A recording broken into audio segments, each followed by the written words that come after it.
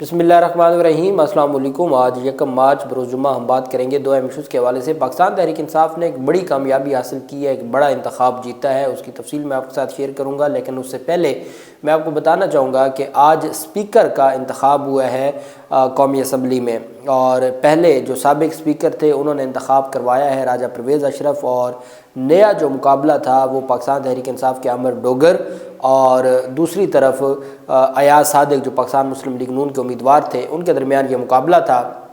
دلچسپ بات یہ ہے کہ پاکستان تحریک انصاف کے تمام امیدوار جو سنی اتحاد کونسل میں شامل ہوئے ہیں یا جن کو ٹیکنیکل بنیادوں پر آزاد رکھا گیا، 7-8 ایسے ممبران بھی ہیں جن کو ٹیکنیکل بنیادوں پر آزاد رکھا گیا، اس کے باوجود آج وہ تمام کے تمام آزاد اور تمام جو سنی اتحاد کونسل کے ممبران تھے، چونکہ جو اسپیکر اور ڈپٹی اسپیکر کا انتخاب ہوتا ہے یہ سیکرٹ بیلٹ سے ہوتا ہے، تو اس میں پھر بہت زیادہ چیزیں آگے پیچھے ہو جاتی ہیں، لیکن ہم نے دیکھا کہ پاکستان تحریک انصاف کے تمام ممبران نے، تمام آزاد اور سنی اتحاد کونسل میں شامل ہونے والے ممبران نے پاکستان تحریک انصاف کے امیدوار عامر ڈوگر کو نہ صرف انہوں نے مینڈیٹ دیا، بلکہ عامر ڈوگر نے یہ بات کی ہے کہ اصل میں میرا جو فگر ہے وہ 92 نہیں ہے، اصل میں میرا فگر ہے 225، لیکن چونکہ انتخابات اور مینڈیٹ چرایا گیا ہے اور ہمارا جو حق تھا فارم 45 کے مطابق وہ ہمیں نہیں دیا گیا، یہی وجہ ہے کہ ہمارے پاس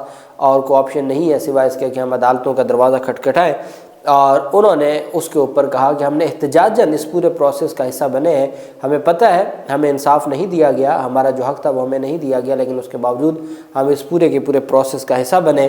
آج قومی اسمبلی میں اسپیکر کا جب انتخابات ہوئے تو اس میں جو پارٹی پوزیشن تھی وہ بڑی دلچسپ تھی۔ ایاز صادق 23ویں اسپیکر قومی اسمبلی آج منتخب ہو گئے اور ان کی جانب سے باقاعدہ طور پر حلف بھی اٹھا لیا ہے۔ سبکدوش ہونے والے اسپیکر راجہ پرویز اشرف نے ان سے حلف لیا۔ سردار ایاز صادق نے 199 ووٹ لے کر قومی اسمبلی کے اسپیکر منتخب ہوئے، جبکہ جو عامر ڈوگر تھے اس نے 91 ووٹ لیے، جو 52 ووٹ تھا، 92 ووٹ وہ تو ان کا اپنا تھا، تو 91 ووٹ حاصل کیے۔ آج صبح 10 بجے اسپیکر اور ڈپٹی اسپیکر قومی اسمبلی کے انتخاب کے لیے اجلاس راجہ پرویز اشرف کی زیر صدارت ہوا۔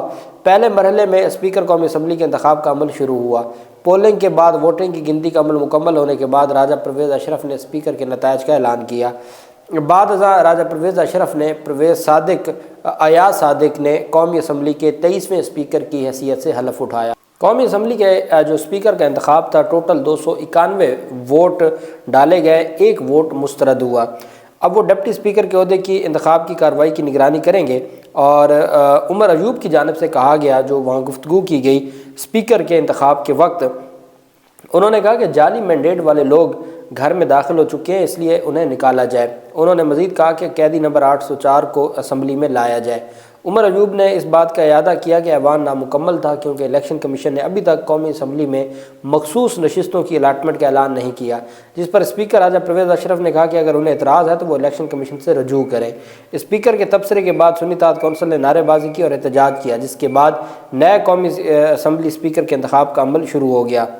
ایاز صادق نے عہدہ سنبھالتے ہی کہا کہ اسپیکرشپ کے لیے اعتماد کرنے پر میں پارٹی قیادت اور اتحادی رہنماؤں کا اظہار تشکر کرتا ہوں۔ انہوں نے آصف زرداری، بلاول بھٹو اور چودھری شجاعت، MQM خالد مقبول صدیقی وغیرہ کا شکریہ ادا کیا۔ ایاز صادق کا کہنا تھا کہ تیسری بار اسپیکر کا عہدہ ملنے پر میں نواز شریف کا شکر گزار ہوں۔ اسپیکر قومی اسمبلی نے کہا کہ جمہوری عمل میں حصہ لینے پر سنی اتحاد کونسل کے عامر ڈوگر کا بھی شکریہ ادا کرتا ہوں۔ عامر ڈوگر مجھے بھائی کہتے ہیں، میں انہیں بڑا بھائی بن کر دکھاؤں گا۔ ان کا کہنا تھا کہ سنی اتحاد کے دیگر ارکان سے بھی میرا ایک رشتہ ہے، حکومت اپوزیشن گاڑی کے 2 پہیے ہیں۔ انہوں نے کہا کہ سیاست میں تلخیاں آتی رہتی ہیں، لیکن ہر صورت آئین اور قانون کے مطابق چیزوں کو آگے چلانا چاہیے۔ آج جمعیت علماء اسلام پاکستان جو فضل الرحمان ہے، انہوں نے باقاعدہ طور پر اسپیکر کے انتخاب کا بائیکاٹ کیا۔ فضل الرحمان نے اعلان کیا کہ ان کی جماعت صدر، وزیر اعظم اور اسپیکر قومی اسمبلی کے انتخاب میں حصہ نہیں لے گی۔ جمعیت علماء اسلام فے کے رہنما نے 29 فروری کو اسلام آباد میں صحافیوں سے بات کرتے ہوئے کہا تھا کہ ان کی پارٹی اپوزیشن میں بیٹھے گی۔ احتجاجی تحریک کے لیے JUIF کی حکمت عملی کے حوالے سے پوچھے گئے سوال میں انہوں نے کہا تھا کہ اس کا انتظار کریں، ہم جلد ہی قوم کی نمائندگی کریں گے، لیکن بہرحال انہوں نے باقاعدہ طور پر احتجاج ریکارڈ کروایا، بائیکاٹ کیا اور وہ اس کا حصہ نہیں بنے۔ جبکہ عامر ڈوگر کی جانب سے جو گفتگو کی گئی ہے، جو پاکستان تحریک انصاف کے اسپیکر کے امیدوار تھے، ان کی جانب سے کہا گیا کہ 8 فروری کا الیکشن خاموش انقلاب تھا۔ قومی اسمبلی کے اجلاس میں بات کرتے ہوئے ملک عامر ڈوگر کا کہنا تھا کہ میں سردار ایاز صادق کو تیسری بار اسپیکر منتخب ہونے پر مبارکباد پیش کرتا ہوں۔ انہوں نے کہا کہ ہم نے خصوصی نشستوں کے بغیر احتجاج کے ساتھ الیکشن لڑا۔ ملک عامر ڈوگر کا کہنا تھا کہ فارم 45 کے مطابق نتیجہ آتا تو میرے ووٹ آج 225 ہوتے، میرے 91 ووٹ نکلے، آپ کی 191 ووٹ۔ انہوں نے کہا کہ میں سنگل پارٹی ہوں اور آپ 7 جماعتیں ہیں۔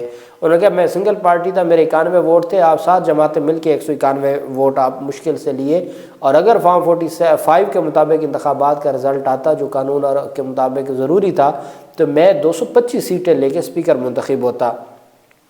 انہوں نے کہا ہم سے 80 نشستیں چھینی گئی ہیں، ہم سے نشستیں نہ چھینی جاتی تو پی ٹی آئی سب سے لارجسٹ پارٹی ہے۔ فارم 45 کے مطابق میں 225 سیٹوں کے ساتھ آج ایوان میں کھڑا ہوں۔ 225 ملک عامر ڈوگر نے کہا کہ 94 سیٹوں کا ہمیں کوٹا دیا گیا ہے، ایک شخص لوٹا بن گیا۔ صبح تک ہمارے گھروں پر دباؤ تھا، اپنے ممبرز کا شکر گزار ہوں کہ ہمارے 91 ووٹ پورے نکلے۔ ملک عامر ڈوگر نے کہا کہ اس ملک میں ووٹ ڈالنے والوں کا نہ لحاظ کیا جاتا ہے نہ احترام کیا جاتا ہے۔ انہوں نے کہا کہ ہمارے اس ایوان میں کوئی ایسا ممبر نہیں ہے جس پر کم از کم 10 مقدمے نہ ہوں۔ ملک عامر ڈوگر کا اسپیکر قومی اسمبلی سردار ایاز صادق کو مخاطب کرتے ہوئے کہنا تھا کہ یہی ڈرامہ کرنا تھا تو اس قوم کے 50 ارب روپے سے زائد خرچ کرنے کی کیا ضرورت تھی۔ الیکشن نہیں تھا بلکہ سلیکشن تھی، اور ہم اس کو کسی صورت بھی قبول نہیں کرتے اور ہم اس کو مسترد کرتے ہیں۔ تو یہ اسپیکر کا انتخاب تھا۔ جبکہ دوسری جانب خیبر پختونخوا میں پاکستان تحریک انصاف کے امیدوار جو نامزد امیدوار تھے وزیر اعلیٰ کے، انہوں نے باقاعدہ طور پر بطور خیبر پختونخوا کے وزیر اعلیٰ کے انتخاب جیت لیا۔ یہ بڑا ایک مارکہ ہے جو پاکستان تحریک انصاف نے جیتا ہے، اور چونکہ پاکستان تحریک انصاف کی بھاری اکثریت موجود تھی۔ صوبائی اسمبلی کا اجلاس اسپیکر بابر سلیم سواتی کی زیر صدارت ہوا اور پاکستان تحریک انصاف کے کارکنان نے نعرے بازی بھی کی۔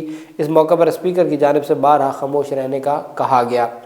خیبر پختونخوا اسمبلی کا اجلاس طے شدہ وقت سے تاخیر سے شروع ہوا، تاہم ارکان کی تعداد کم تھی۔ بعد ازاں تلاوت قرآن پاک، جس کے بعد اسپیکر نے وزیر اعلیٰ کے امیدوار علی امین گنڈا پور کے حامی اراکین کو لابی نمبر 1 میں ہدایت کی، جبکہ دوسرے امیدوار ڈاکٹر عباد اللہ کے حامیوں کو لابی نمبر 2 میں جانے کی ہدایت کی۔ اس موقع پر علی امین گنڈا پور کے حق میں نعرے بازی ہوئی۔ ایوان میں تحریک انصاف کے کارکن بانی چیئرمین کے حق میں نعرے بازی کرتے رہے، جبکہ اراکین اسمبلی کو واپس ایوان میں بلائے گئے، بار بار گھنٹیاں بھی بجائی جاتی رہیں۔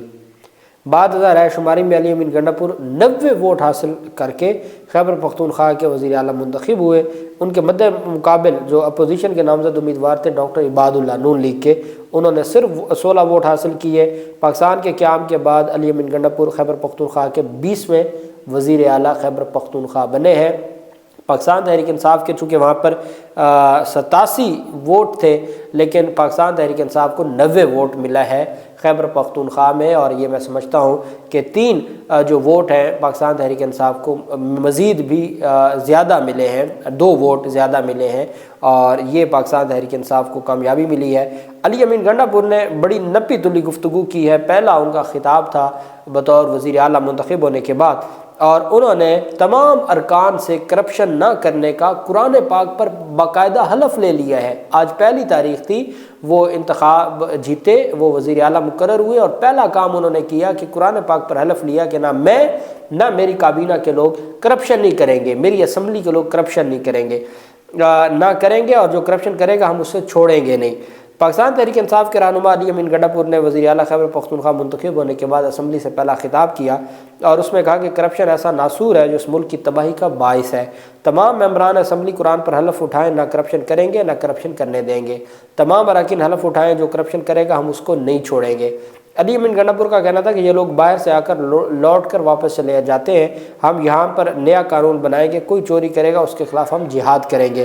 نو منتخب وزیر اعلیٰ نے کہا کہ قرآن پر حلف اٹھائیں، نہ کرپشن کریں گے نہ کسی کو کرنے دیں گے، اور جو کرپشن کرے گا ہم اسے نہیں چھوڑیں گے۔ خیبر پختونخوا کے عوام کو پیغام دے رہا ہوں، کرپشن کے خلاف جہاد کریں، کسی کی جرت نہیں آپ سے پیسے مانگے، رشوت لینے والا اور دینے والا دونوں جہنمی ہیں۔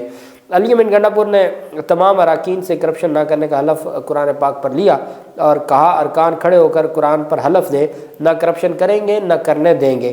نو منتخب وزیر اعلیٰ نے مزید کہا کہ میں دیکھتا ہوں کس میں پیسے لوٹنے کی جرت ہے، اگر ہم نے یہ جہاد کر لیا تو 90% مسائل حل ہو جائیں گے۔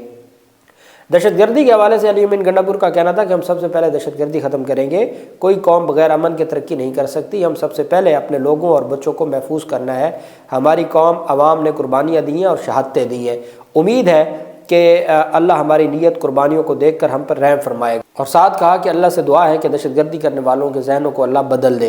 انہوں نے کہا کہ قرضے لے کر قومیں ترقی نہیں کرتی، اپنے پاؤں پر کھڑا ہونا ہوگا، جنہوں نے پیسہ لوٹا کمایا ہے کھایا ہے لیکن حکومت کا ساتھ نہیں دے رہے، غیر قانونی کان کنی کی کسی کو اجازت نہیں دیں گے، جو بھی مائننگ کر رہا ہے اگر حکومت کو حق نہیں دیں گے تو بند کروائیں گے، اپنے لیے اپنے بچوں کے لیے کمائیں مگر اس عوام کو اس کا حق دیا جائے۔ علی امین گنڈا پور نے کہا کہ خیبر پختونخوا کی معدنیات سے خیبر پختونخوا کے عوام کو حق دلایا جائے گا۔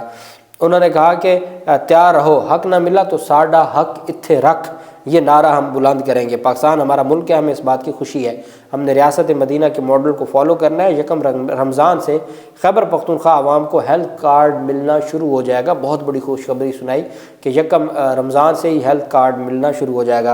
انہوں نے کہا کہ غریبوں کے لیے جو پناہ گاہیں بنائی تھیں وہ بند ہیں، دوبارہ کھول دی جائیں گی، اپنا ایمان مضبوط کریں، خوف کا بت توڑیں ورنہ حقیقی آزادی نہیں ملے گی۔ آج میں جو یہاں کھڑا ہوں ایمان کے ساتھ کھڑا ہوں، اب آپ لوگ یہاں پر ایمان کے ساتھ بیٹھے ہیں۔ علی امین گنڈا پور کا کہنا تھا کہ اللہ ہم سے خوش تب ہوں گے جب ہم اس کی مخلوق کی مدد کریں گے۔ اوورسیز پاکستانی ہمارا بڑا اثاثہ ہے، اوورسیز پاکستانیوں کے مسائل حل کرنے کے لیے صوبائی حکومت کمیشن بنائے گی، ہم عوام کے مینڈیٹ سے آئے ہیں، عوام کے لیے قانون سازی کریں گے۔ یہ خیبر پختونخوا کے وزیر اعلیٰ کی جانب سے پہلی گفتگو تھی۔ کل حلف اٹھایا جائے گا اور کل باقاعدہ حلف اٹھانے کے بعد وہ اپنی ذمہ داریاں نبھانا شروع کر دیں گے، اور پھر ان کی سوموار والے دن عمران خان سے اڈیالہ جیل میں ملاقات ہے نئی کابینہ کے حوالے سے۔ جو بھی تفصیلات ہوں گی آپ کے ساتھ شیئر کرتے رہیں گے۔ اللہ پاک پاکستان کا حامی و ناصر ہو۔ بہت شکریہ، اللہ حافظ، پاکستان زندہ باد۔